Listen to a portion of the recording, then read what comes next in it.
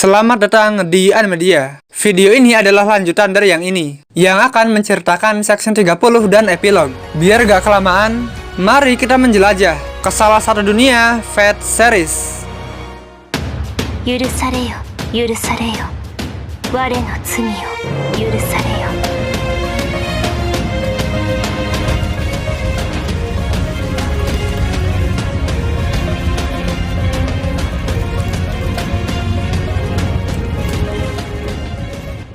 Adegan dibuka dengan narasi Inggris runtuh, banyak mayat dimakan serangga, tanah utara seperti salju, tanah selatan menjadi debu. Marin berkata bahwa Saint Grave Oberon tidak termasuk dalam 7 kelas utama, bahkan ekstra kelas. Holmes menegaskan, kelas nyata diketahui, pahlawan dipuja masyarakat, sedangkan antihero adalah lawannya. Ada yang berbohong, menipu, dan bikin pencapaian dengan itu, bukan pembalas dendam, penengah, atau banyak kepribadian, melainkan orang yang berpura-pura. Musuhnya bukan manusia, tapi dunia. Memang cocok dengan Oberon. Gordov tak percaya dan bertanya, monster seperti apa dia? Holmes berkata, mungkin itu kekosongan, mirip makhluk hidup, tapi tak punya otot, tulang, dan pencernaan. Mulutnya adalah lubang. Bayangkan, bumi adalah bak mandi yang penuh air. Tapi apa yang terjadi jika sumbatnya dilepas? Tersedot. Ya, lubang penelan dunia. Masa berpikir, jika Vortigern adalah pembunuh Uther, berarti dia adalah musuh Arthur dari Lost Belt. Tapi dia menyangkal, aku adalah musuh umat manusia. Bahkan di duniamu, Vortigern adalah takdir Inggris bukan? Menolak zaman manusia, ingin akhiri Inggris, yang masih zaman misteri. Tapi dikalahkan Arthur. Adapun alasan Oberon ingin hancurkan umat manusia adalah karena jijik.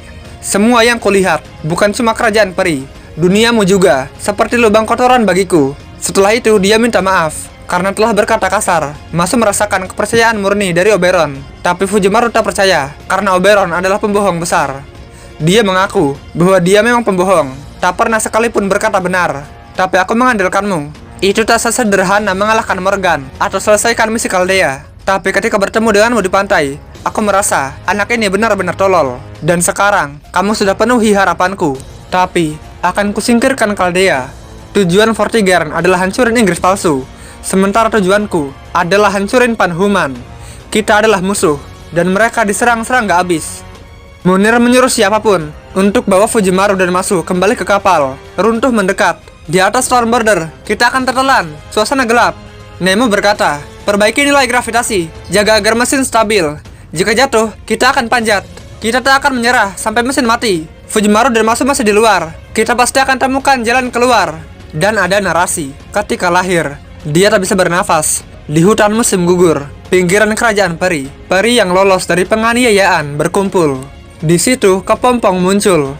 Mirip peri, tapi bukan peri. Perangkat kiamat ciptaan Inggris. Serangga yang jijik terhadap makhluk pulau itu. Kepompong itu menyedihkan sekaligus indah. Jadi mereka berpikir bahwa itu raja mereka. Mereka berkumpul di sekitar kepompong sampai dia bisa berdiri, berbentuk raja peri yang ditulis penulis terkenal, Oberon dari 2 negeri. Tapi menjadi raja adalah kebohongan. Semua katanya, cinta berarti tak cinta berarti bahkan tak suka. Seperti itulah Oberon yang lahir saat lagu anak ramalan sedang populer. Dia tahu Panhuman dan teliti kisah Arthur, rival Morgan. Semuanya untuk menipu peri surga yang lahir di suatu tempat. Tapi beban berat, hancurkan kerajaan peri. Buat dia tertekan, apakah harus melakukan itu? Selama jadi kepompong, dia tak bisa menutup mata. Dan selama setengah tahun, dia terus melihat mereka berkerumun sampai dia lahir dari cairan lumpur. Orang lemah yang mengikuti arus, berpegang pada harapan, menjijikan, jadi korban penipuan, menjijikan, dinobatkan sebagai raja oleh makhluk yang cuma menggeliat dan berkerumun, sangat jijik. Tapi kebenciannya tidak untuk siapapun. Kuasai dirimu, Fujimaru. Sedikit lagi, kamu akan tunjukkan padaku comeback yang luar biasa bukan?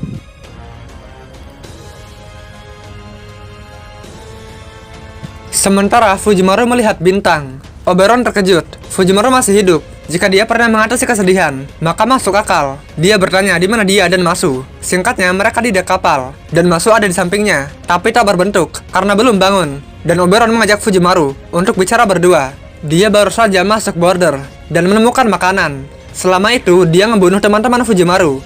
bahkan ngebunuh Masu, dan Fujimaru juga akan mati. Kalian jatuh ke dalam kehampaan tanpa akhir.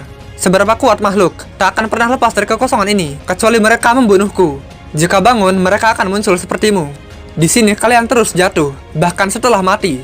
Jadi tak akan ada bantuan. Dia menegaskan bahwa Fujimaru tak bisa lakukan apapun. Ini kehampaan yang tak pernah dilihat penhuman. Tak satupun heroic spirit tercatat di sini. Kamu tak bisa summon siapapun. Atau kamu ingin tutup mata dan bermimpi jatuh seperti yang lain? Pilih mana? Meskipun ingin selamatkan dunia dan Lost World Inggris tak ada lagi. Kita ada di waktu normal, 24 jam sebelum meruntuh. Tapi waktu habis. Bunuh aku dan kamu akan terbunuh. Fujimaru merasa itu benar, tapi masih ada peluang menang. Oberon tak percaya. Kita adalah pengamat, bukan? Datanglah, caster!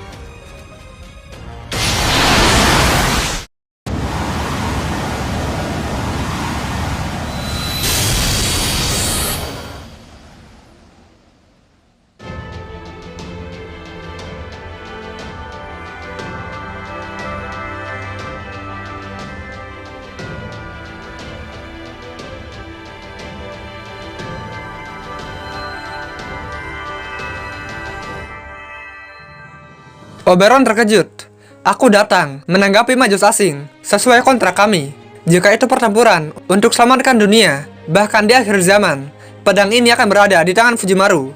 Kemudian ada narasi.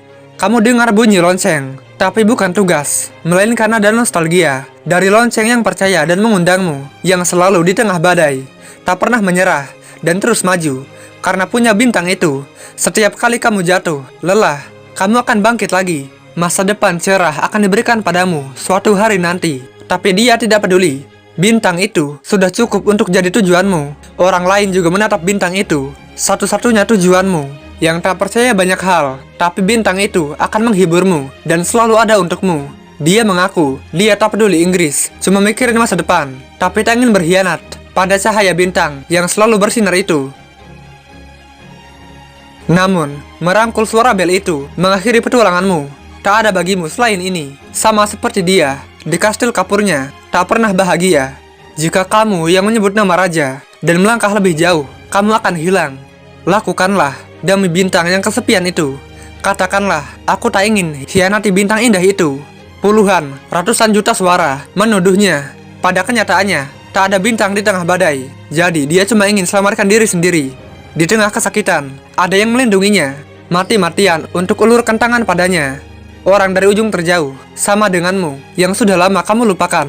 Kemudian, diperlihatkan flashback ketika dia bicara dengan gadis peri tanpa nama. Intinya, gadis itu boleh pakai namanya, entah Arturia atau Caster, karena dia mungkin tak akan gunakan nama itu lagi.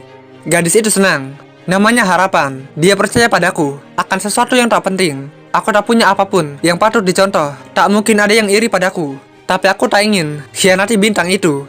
Karena itu, akan kulakukan yang terbaik. Bahkan jika bohong, kurang pede, tak berarti dia akan percaya dan terus maju. Selamat tinggal, anak tersayang. Sekarang, bunyi lonceng akan bergema dalam dirimu. Oberon masih tak percaya. Peri surga jadi heroic spirit. Apakah itu bentukmu di masa depan? Atau walinya? Inggris sudah hancur. Kamu kalah.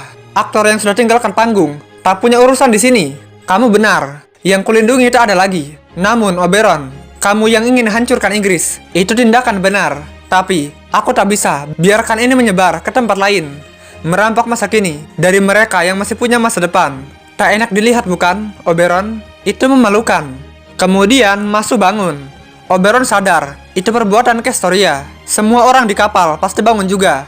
Castoria berkata, Fujimaru akan jelaskan nanti. Sekarang dia butuh bantuan Masu untuk hancurkan sumber serangga abisal. Oberon juga sudah lelah bicara dan berkata, dalam teater, ini klimaksnya. Panggil mereka, Fujimaru. Pertarungan untuk melindungi Human Order. Fujimaru bertanya, apa yang Oberon kejar? Peri dan manusia, menjijikan. Jadi aku singkirkan mereka dengan menggunakanmu. Jika kamu pikir petualangan kita menyenangkan, aku turut sedih. Semua yang aku katakan, bohong, tak bisa dipercaya. Tapi, bagaimana dengan Titania? Itu cuma sisa dari Midsummer Night Dreams. Aku, Oberon Vortigern, ancaman kemanusiaan. Tak seperti Beast, aku tak menyimpan cinta, dan akan kubuktikan itu. Ziarah berakhir di sini.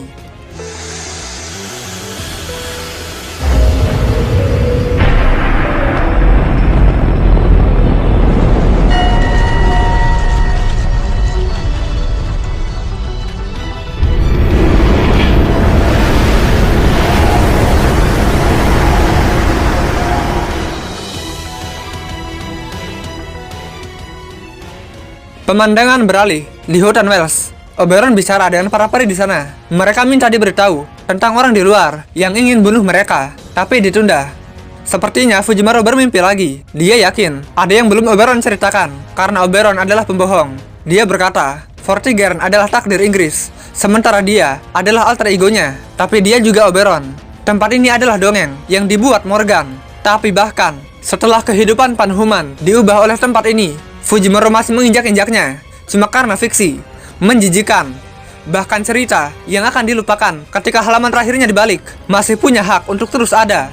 Pertumbuhan dan pembaruan adalah keabadian Panhuman, tapi melelahkan. Dia kesal dengan itu dan ingin semuanya berakhir. Apa kamu puas sekarang? Waktunya bangun. Semoga berhasil. Peri Wells mengucapkan selamat tinggal. Kunjungi hutan lagi kapan-kapan. Selama pertempuran, mereka berhasil berikan luka fatal pada Oberon. Dan dia jatuh ke dalam kehampaan. Inti spiritualnya rusak. Bagi Vortigern, pedang suci adalah makanan dan racun. Dia akan terus jatuh ke dalam jurang. Tapi peran Kestria berakhir dan akan pergi. Dia datang melampaui ruang waktu untuk menanggapi suara Fujimaru. Semoga aku berguna bagimu.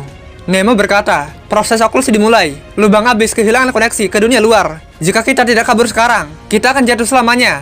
Kita akan maju dengan kecepatan penuh menuju langit. Segera ke border. Dia menyuruh Fujimaru dan Masu untuk pergi. Kestria akan kembali ke laut dalam bersama bayangan surga. Tapi tindakan Kestria masih terukir padanya. Dan dia bukan Raja Arthur, melainkan penjaga pedang suci. Cuma yang dipilih pedang suci yang bisa menggunakannya. Anggap ini layanan khusus. Bagaimanapun, ini kontrak sekali. Ya, aku yang lain juga ingin jadi kekuatanmu. Sekarang, pergi. Selamat tinggal, Fujimaru, Masu. Cahaya pengamat bintang di Kaldea menerangi jalanmu. Selamat tinggal sahabatku dari Inggris. Dan mereka masuk ke border. Mulai operasi keempat mesin Triton. Target kecepatan 10.000 km per jam.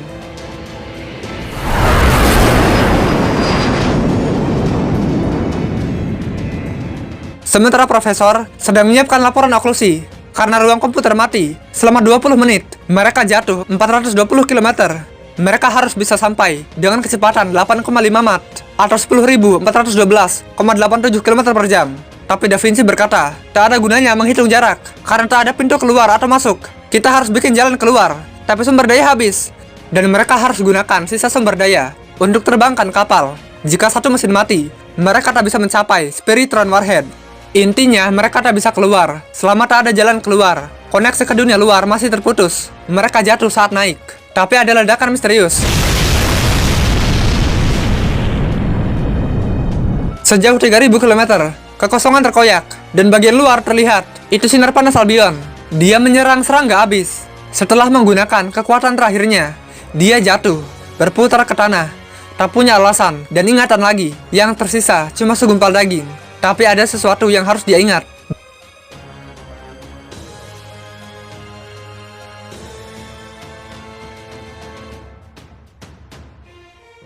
Banyak pertanyaan melintas.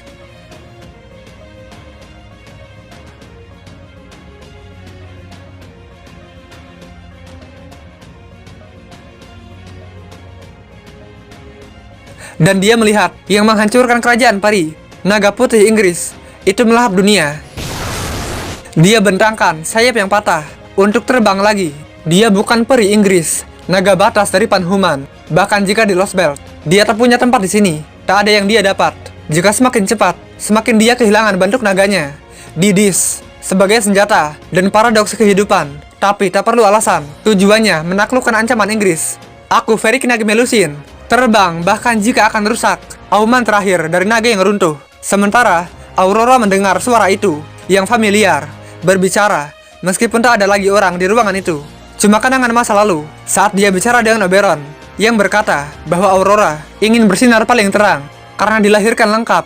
Tak perlu kerja keras seperti klan bumi, terluka seperti klan Feng, belajar seperti klan sayap, dan melayani seperti klan cermin. Itulah Aurora, tak mencintai atau butuh siapapun, cuma butuh hiasan. Tapi buruk, ketika peri yang lebih populer muncul, dia akan suruh bawahannya untuk tangan itu, seperti yang terjadi di Londonium dan Ainsel. Dan dia tahu, Gawain akan ada di peternakan barat, mengirim kuda untuk mengamati mereka. Tapi dia masih mencoba polos.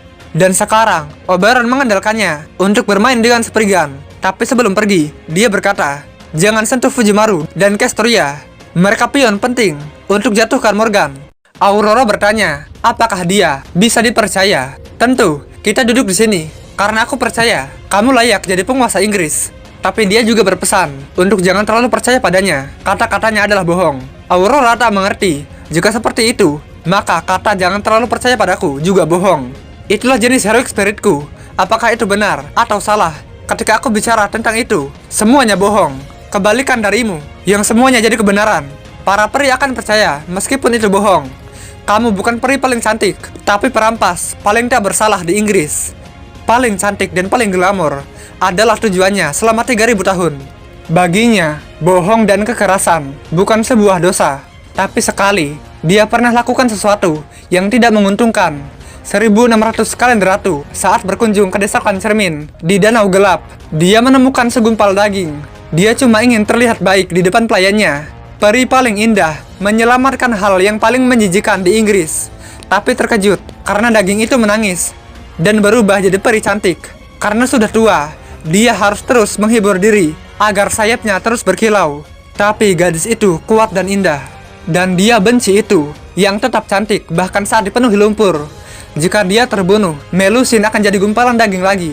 Dia tak pernah mencintai naga dan ingin naga itu menderita selamanya karena cinta yang salah. Putus asa sebagai peri, tapi harus terus melindunginya. Dia tak takut mati, cuma takut tak lagi berkilau. Bahkan jika naga itu membunuhnya karena cintanya, dia masih benci padanya.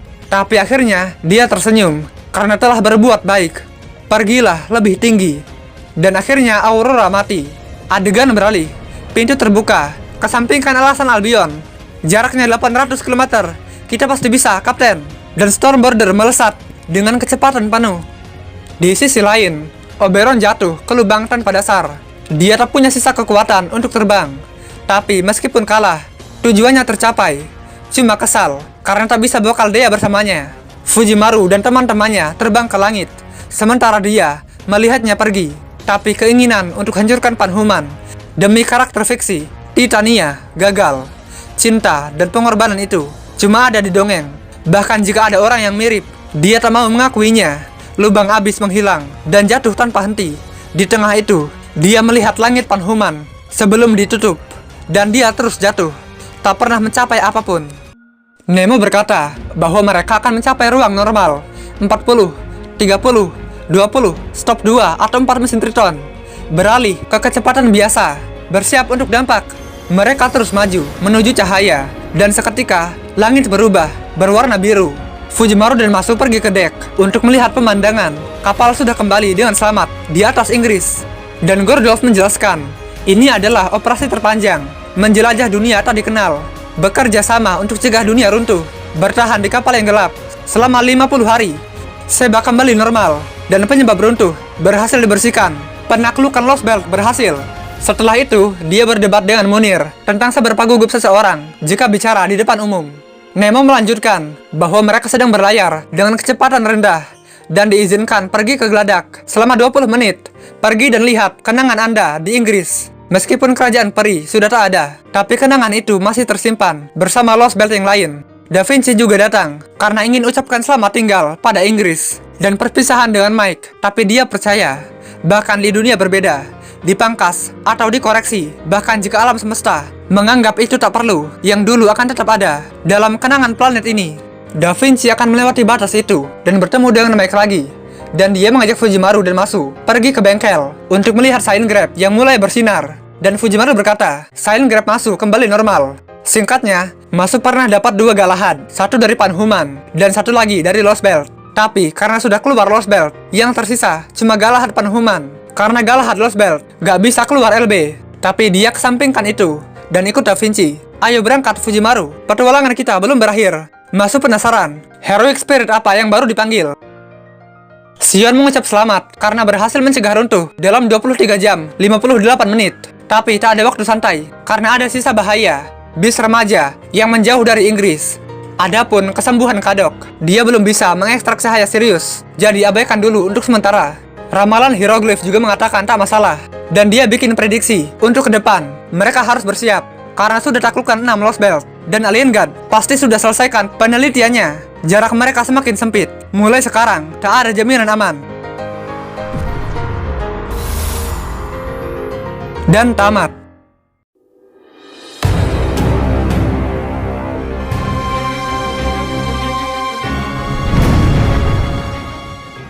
Like jika suka video ini. Jika ada rek atau apapun silahkan komentar dan subscribe bila perlu.